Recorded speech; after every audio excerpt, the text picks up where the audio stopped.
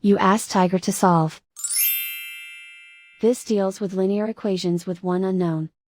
The final result is x equals 7/5. Let's solve it step by step. Simplify the expression. Expand the parentheses. Group like terms.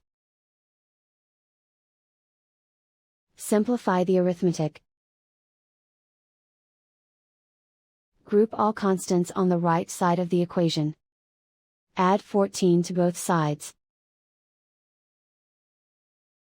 Simplify the arithmetic.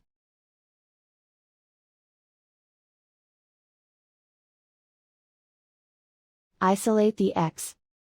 Divide both sides by 10. Simplify the fraction.